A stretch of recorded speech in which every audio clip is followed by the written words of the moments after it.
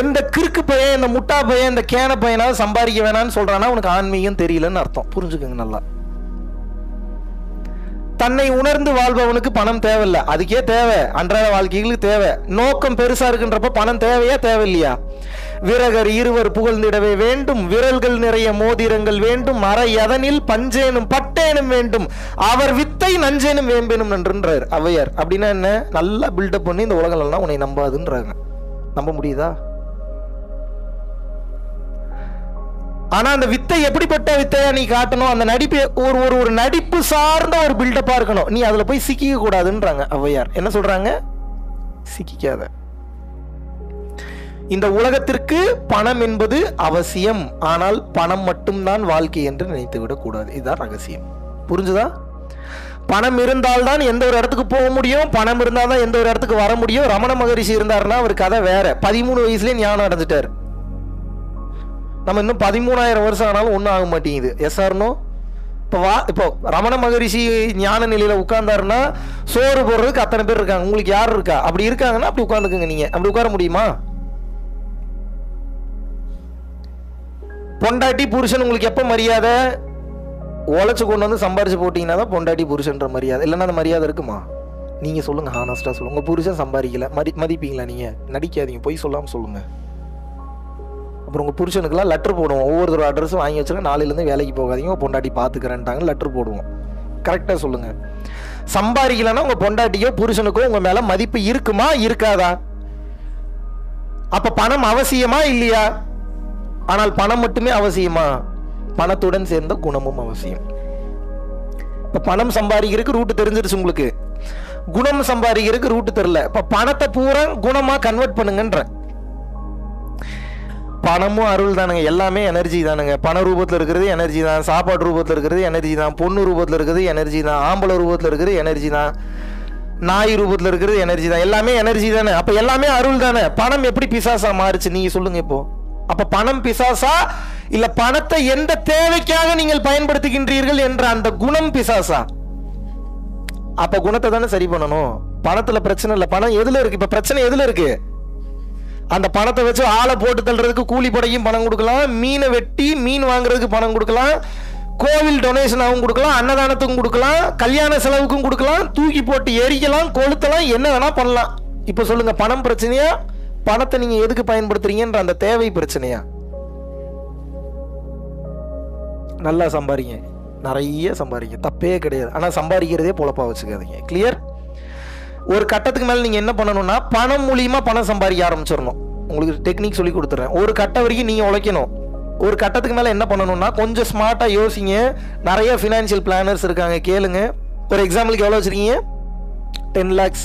இந்த வெறும் 10 lakhs மட்டும் இருந்தாவே காலம் ஃபுல்லா நீங்க சாப்பிடலாம். தெரியுமா? தெரியுமா? அதுல இருந்து ஒரு 1 லட்சம் ஒரு ஸ்டாக்லயோ, ஸ்டாக் பண்ணக்கூடாது வைக்க நீங்க பண்ணாதீங்க, வரணும்னு இருந்தால் ஏதோ ஒரு ரூபத்தில் வரும். ஸோ ஸ்டாக்ஸ்லேயோ மற்ற விஷயங்களையோ ஏதாவது இன்வெஸ்ட்மெண்ட் பண்ணணும், இல்லை வந்து பார்த்தீங்கன்னா வேறு ஏதாவது ஒரு இன்வெஸ்ட்மெண்ட் நிலத்தில் போடணும், இல்லைன்னா ஏதாவது கோல்டு வாங்கணும், வைரம் வாங்கணுமா, இது எல்லா பிளானும் எவன் வச்சுருப்பான்? உங்களுக்கு தெரியாது. அந்த செக்மெண்ட் உங்களுக்கு தெரியாது. பணம் சேர்த்து வைக்கிறீங்கன்றக்கா நீங்கள் பெரிய புலமை பெற்றவன் இல்லை பணத்தில். புரிஞ்சுக்கோங்க. எங்கே நீங்கள் ஜெயிப்பீங்கன்னா உங்களுக்கு ஒரு விஷயம் எங்கே தெரியலையோ அந்த விஷயத்தை 100% தெரிஞ்ச மாஸ்டர் ஒருத்தர் இருப்பான், அவன்கிட்ட போய் கன்சல்ட் பண்ணி அந்த நாலேஜை நம்ம வாங்கிக்கணும். புரியுதா? ஏன் வாங்கிக்கணும்? இல்லைன்னா உங்களை ஏமாத்திட்டு போயிடுவானுங்க வேற எவனாவது. பரவாயில்லையா? ஒரு குறிப்பிட்ட டைம் வரைக்கும் நீங்க உழைச்சாதான் பணம்ன்ற மாதிரி வச்சிருக்கணும். ஒரு கட்டத்துக்கு அப்புறம் அந்த பணத்தவே மறுபடியும் பணம் பண்ண வைக்கணும். நீங்க உழைக்கலனால அந்த பணம் பாசிவ் இன்கம் சொல்லுவாங்க. இதுக்கு பேர் என்ன? பாசிவ் இன்கம்னா என்ன?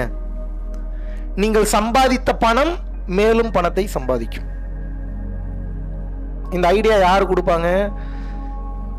மார்க்கெட்டை ஃபுல்லா ஸ்டடி பண்ணி அனலைஸ் பண்ணி நாட்டினுடைய பொருளாதாரம், நிதி நிலைமை இதெல்லாம் நல்லா தெரிஞ்சு வச்சிருக்கக்கூடிய good financial planners and advisers இருக்காங்க. இவங்க கிட்ட பேசி உங்க எதிர்காலத்தை சேஃப்டி பண்ணிட்டு ஃப்ரீயா உங்களுக்கு பிடிச்ச மாதிரி வாழ ஆரம்பிச்சிடணும்.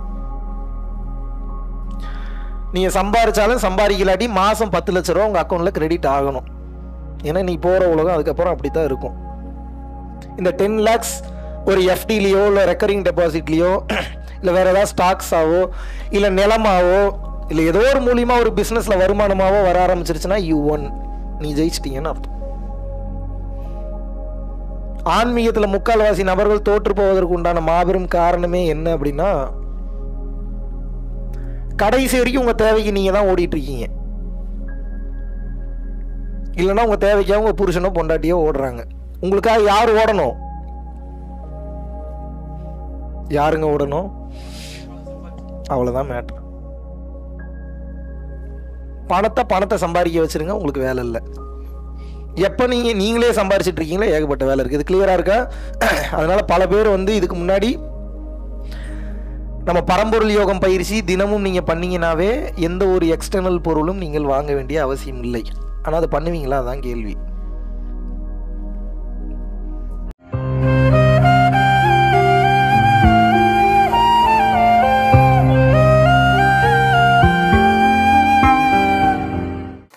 தன்னை உணர்ந்து வாழ்பவனுக்கு பணம் தேவையில்லை. அதுக்கே தேவை, அன்றாட வாழ்க்கைகளுக்கு தேவை. நோக்கம் பெருசா இருக்குன்றப்ப பணம் தேவையா தேவையில்லையா? விரகர் இருவர் புகழ்ந்திடவே வேண்டும், விரல்கள் நிறைய மோதிரங்கள் வேண்டும், அரை எதனில் பஞ்சேனும் பட்டேனும் வேண்டும், அவர் வித்தை நஞ்சேனும் வேம்பேனும் என்றார் ஔவையார். அப்படின்னா என்ன? நல்லா பில்டப் பண்ணி இந்த உலகம் எல்லாம் உன்னை நம்பாதுன்றாங்க. நம்ப முடியுதா? பணம் இருந்தால்தான் எந்த ஒரு இடத்துக்கு போக முடியும், பணம் இருந்தால் தான் எந்த ஒரு இடத்துக்கு வர முடியும். ரமண மகரிஷி இருந்தாருன்னா அவர் கதை வேற. 13 வயசுலேயே ஞானம் அடைஞ்சிட்டார். நாய் ரூபத்தில் இருக்கிறது எனர்ஜி தான். எல்லாமே எனர்ஜி தானே. அப்ப எல்லாமே அருள் தானே. பணம் எப்படி பிசாசா மாறுச்சு நீங்க சொல்லுங்க இப்போ? அப்ப பணம் பிசாசா இல்ல பணத்தை எந்த தேவைக்காக நீங்கள் பயன்படுத்துகின்றீர்கள் என்ற அந்த குணம் பிசாசா? எங்க நீங்க ஜெயிப்பீங்கன்னா, உங்களுக்கு ஒரு விஷயம் எங்க தெரியலையோ அந்த விஷயத்தை 100% தெரிஞ்ச மாஸ்டர் ஒருத்தர் இருப்பான், அவன்கிட்ட போய் கன்சல்ட் பண்ணி அந்த நாலேஜை நம்ம வாங்கிக்கணும். புரியுதா? நம்ம பரம்பொருள் யோகம் பயிற்சி தினமும் நீங்க பண்ணீங்கன்னாவே எந்த ஒரு எக்ஸ்டர்னல் பொருளும் நீங்கள் வாங்க வேண்டிய அவசியம் இல்லை. ஆனால் அதை பண்ணுவீங்களா? அதான் கேள்வி.